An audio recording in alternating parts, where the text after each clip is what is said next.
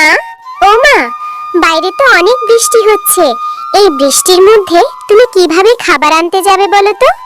মারে, খাবার আনতে না গেলে যে তোদেরকে না খেয়ে থাকতে হবে। ঘরে যে একটা দানা পানিও নেই। তোরা চিন্তা করিস না, আমি কিছুক্ষণের মধ্যেই খুঁজে নিয়ে চলে আসব। আরে, এই বৃষ্টিটা যে থামার কোনো নামই নিচ্ছে না।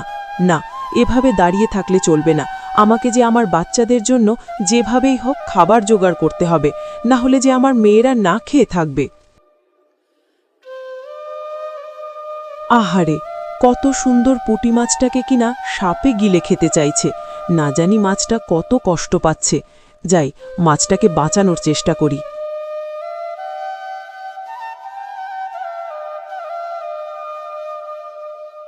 ওরে বাবা রে, মরে গেলাম রে। মজা শিয়ালিনী, তোর এত বড় সাহস! তুই আমার শরীরে আঘাত করিস। শুধু তাই নয়, তুই আমার শিকারকেও বাঁচিয়ে দিয়েছিস। আমি তোকে ছাড়বো না।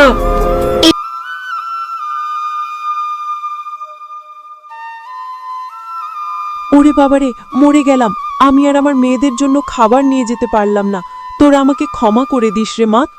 আহারে বেচারি শিয়ালিনী, আমাকে বাঁচাতে গিয়ে নিজে মৃত্যুর সাথে লড়াই করছে।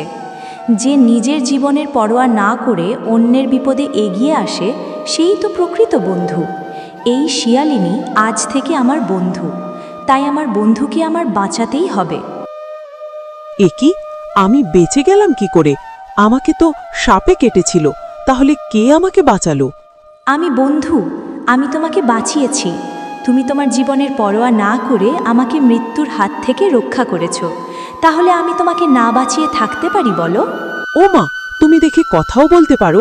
আর তুমি মাছ হয়ে আমার প্রাণ কিভাবে বাঁচালে বলো তো? আমি হলাম সাধু দেশের মাছ। আমি পানির নিচে থাকি, কিন্তু শখ করে একটু পানির ওপরে ঘুরতে এসেছিলাম। ঠিক তখনই সাপটা আমাকে ধরে ফেলে।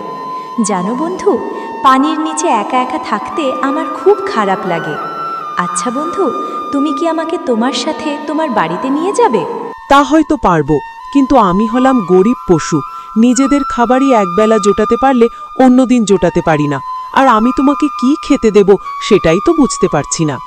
আচ্ছা ঠিক আছে, আমার খাবার নিয়ে চিন্তা করো না বন্ধু, আমি ঠিকই জোগাড় করে নিতে পারবো। এই নাও বন্ধু, এই বালতিতে পানি ওঠাও আর আমাকে পানিতে করে নিয়ে যাও।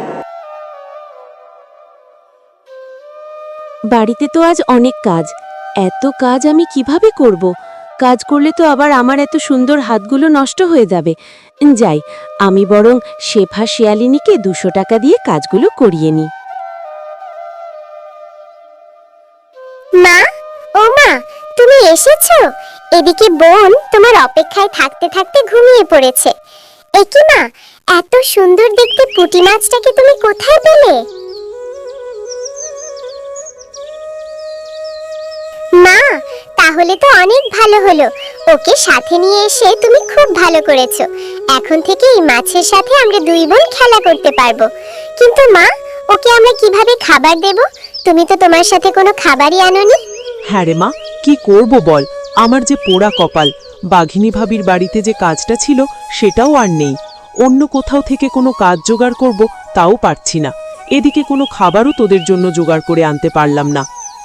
আমি থাকতে খাবার নিয়ে কোনো চিন্তা করতে হবে না।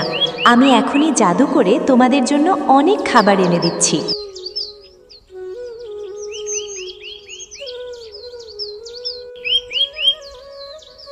এ কি, ওরা এই জাদুর মাছটা কোথায় পেয়েছে? এবার তো শেফা শিয়ালিনীকে আর কাজ খুঁজতে হবে না। এই জাদুর মাছটাকে ব্যবহার করে শেফা শিয়ালিনী অনেক বড় লোক হয়ে যাবে। যেভাবেই হোক এই মাছটা ওদের থেকে আমাকে কেড়ে নিতেই হবে। হ্যাঁ রে শেফা, আমি এসেছি। আগে বলতো, এত দামি দামি খাবার তোরা কোথায় পেলি? যাদের কিনা দুবেলা দুটো ভাত জোটে না, তারা আজকে এত দামি দামি খাবার খাচ্ছে। এ কি, বাঘিনী ভাবি, আপনি এ সময় আমার বাড়িতে? ইয়ে মানে বাঘিনী ভাবি, আমি কাজ করে সেই টাকাটা দিয়ে এই খাবারগুলো কিনে এনেছি। এই মোড়ল গিন্নিকে মিথ্যে কথা বলছিস? কি ভেবেছিস আমি কিছু জানি না? শোন শেফা, আমি তোর জাদুর মাছের কার্যকলাপ সব দেখেছি। এখন আমার এই মাছটা চাই চাই। এর জন্য তোকে আমি বাড়ি বাড়ি দেব, আমার বাড়িতে কাজও দেব। না না বাঘিনী ভাবি, ও আমার একমাত্র বন্ধু, আমি ওকে দিতে পারবো না। তুই যদি মাছটা না দিস তাহলে আমি মোড়লকে বলে এক্ষুনি তোদের এই বন থেকে তাড়িয়ে দেব, আর তোর জাদুর মাছটিকেও ছিনিয়ে নেব। ঠিক আছে বাঘিনী, তুমি আমার বন্ধুকে কিছু বলো না, আমি তোমার সাথে তোমাদের বাড়িতে যাব। এই জাদুর মাছ আমাকে তুমি এখন আরো ধনী বানিয়ে দাও, আমার আরো সোনা দানা টাকা পয়সা লাগবে। এই বনের মধ্যে আমি সব থেকে ধনী পশু হয়ে যাব। লোভী বাঘিনী, আমি যেমন ধনী বানাতে পারি তেমনি গরিবও বানাতে পারি। তুই অনেক লোভী, তোর লোভের শাস্তি এবার আমি তোকে দেব। তোর যা যা আছে আমি সব কিছু তোর থেকে কেড়ে নিলাম। আরে গিন্নি, তুমি এটা কি নিয়ে আসলে? এর জন্য আমরা সব হারালাম। আমরা বনের ধনী পশু থেকে এবার গরিব পশু হয়ে গেলাম। একে এক্ষুনি ফিরিয়ে দিয়ে আসো। হ্যালো বন্ধুরা, গল্পটি যদি ভালো লেগে থাকে চ্যানেলটিকে সাবস্ক্রাইব করে দাও এবং পাশে থাকা বেল আইকনটিতে প্রেস করে দেও। আর প্রতি সপ্তাহে নতুন নতুন ভিডিও দেখার জন্য আমাদের পাশেই থেকো। ধন্যবাদ।